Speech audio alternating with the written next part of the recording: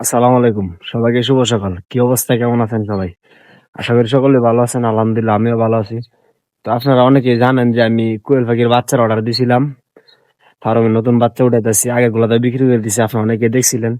তো ফার্ম ঠিকঠাক করছি, দুই হাজার একবার ঠিকঠাক করছি। তো এখন যাবো বাচ্চা আনার লাইগা, সকাল 6টা বাজে আর কি। আমাদের বাড়ি থেকে অনেকটাই দূরে। তো এখন রওনা দিছি, আমার কাকা আছে এনে, আর আমি দুজনে যাইতেছি। আমার কাকা আনবো বাচ্চা আর আমিও আনবো। তো দেখা যাক কোন জায়গাতে বাচ্চা আনি, কয় টাকা করে আনি, সবকিছু বিস্তারিত ভিডিওতে বলবো। আপনারা ফুল ভিডিওটা দেখতে থাকেন। তো অবশেষে আমরা গাড়িতে উঠে গেছি, আপনারা দেখতে পাচ্ছেন।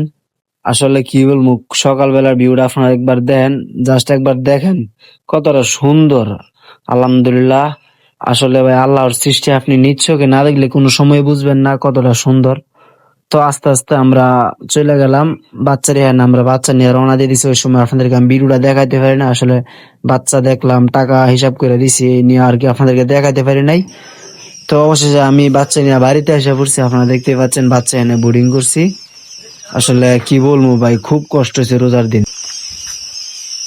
কি করবো ভাই, জীবনটা পুরা তেজপাত হয়ে গেছে এই রোজা রমজানের দিন।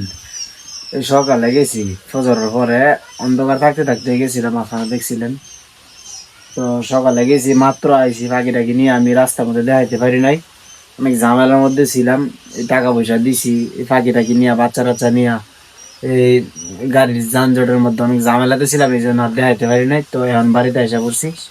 আমি বলছিলাম যে কোন জায়গাতে আনি সবকিছু বলবো, কিন্তু দেখাইতে পারি না ভাই ঝামেলার জন্য। তো আমি বলে আইতেছি, আমার ফাঁকির বাচ্চাগুলো আনছে একবার নরসিংদী থেকে, আমাদের গ্রাম থেকে, মানে আমাদের বাড়ি থেকে নরসিংদী যাইতে আসা যাও মিলে 500 টাকা ভাড়া, 250 টাকা যাইতে লাগে এতটুক দূরে।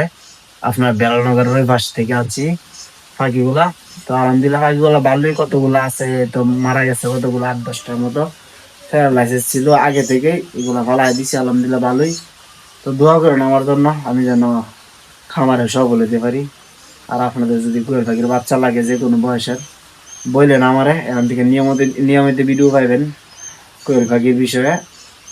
তো এটি আর কি, সবাই ভালো থাকবেন আর ভিডিও সবাই শেয়ার করে দিবেন। সবাই ভালো থাকেন, আল্লাহ হাফেজ।